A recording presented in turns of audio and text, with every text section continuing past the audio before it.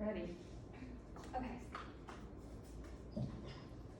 When you think of dangerous and harmful drugs, what's the first thing that comes to your minds?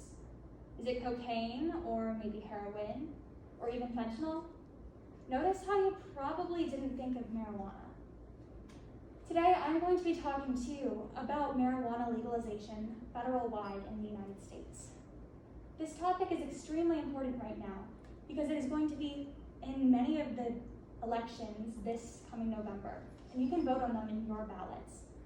Someone very close to me went through a car accident, and marijuana has helped them to ease the pain and help them not have as much pain in their lives. So I'm going to be talking to you about why marijuana should be legalized in the United States and how it can help you and your loved ones relieve stress and pain. So one thing we need to clarify is, what is marijuana? It can be classified as three things: a stimulant, a depressant, or hallucinogen. It's classified as all three for quite a few reasons. Marijuana can stimulate good feelings and happiness, which is why it's classified as a stimulant. It can also give feelings to relieve anxiety and depression, which is why it can be classified as a depressant. And it can cause hallucinations, which is why it can be classified as a hallucinogen. We find in a historical trend study from 1979 to 2016 that approximately 8% of the United States has used marijuana. In this study specifically, they take a population and find that 8.3% of the participants had used marijuana within a month of the study being conducted in 2015. And they find that it is one of the most common drugs in the United States. The trends varied based on what decades the people in the study were born in, but they found that overall it was heavily prevalent. So what are the current laws on marijuana? We find that 12 states have fully legalized medical and recreational marijuana.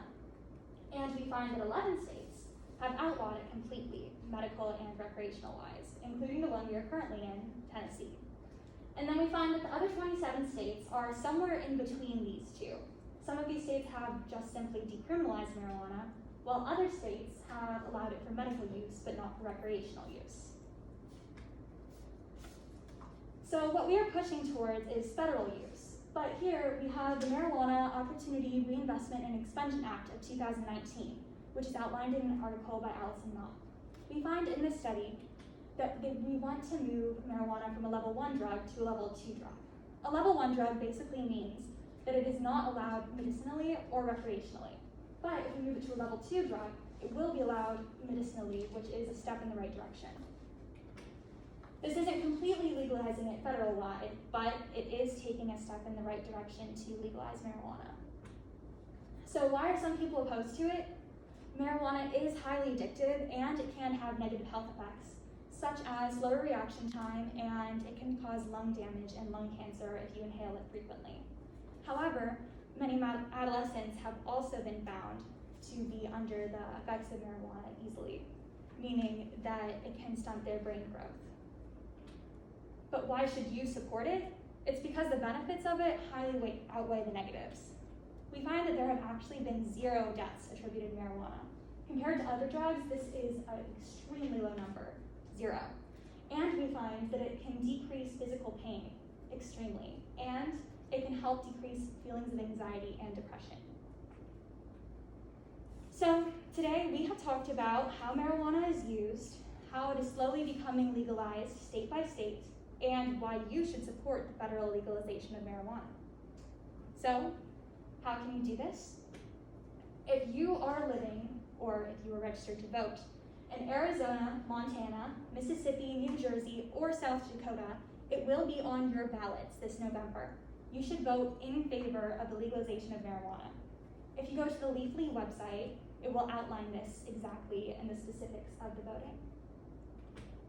However, if you are not registered to vote in these states, there are still other ways that you can help. You can sign petitions on the petition site, which is a common signing petition site, just like change.org, and you can write to your local congressman. You can also advocate for federally legalized marijuana when it is brought up in day-to-day conversations, and that's what's most important, which is raising awareness to this topic.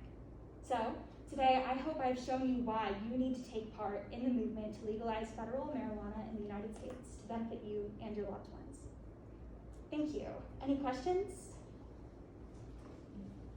I have a question on Zoom. Hi. Okay.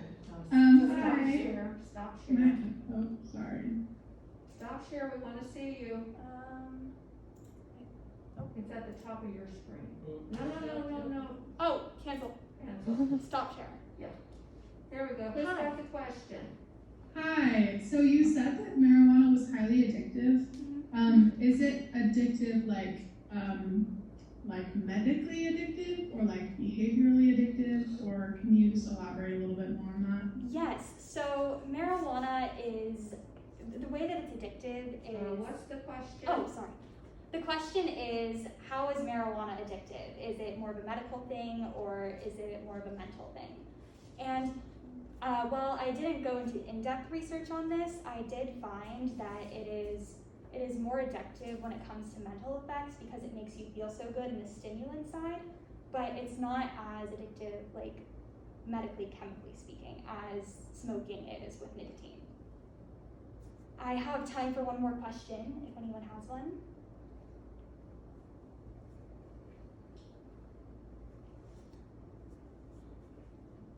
Yes. In terms of like prescribing marijuana, is it more commonly done as like an inhalant or like something that you eat? I'm not really familiar with that. Okay, so the question is, when marijuana is prescribed, how is it prescribed? Through inhaling or it's like eaten? There are lots of ways that marijuana can be prescribed medically, and it typically varies person to person, but it can either be smoked or it can be used through a vape pen, which I think is the most common way for people to get it. Thank you so much. Thank you.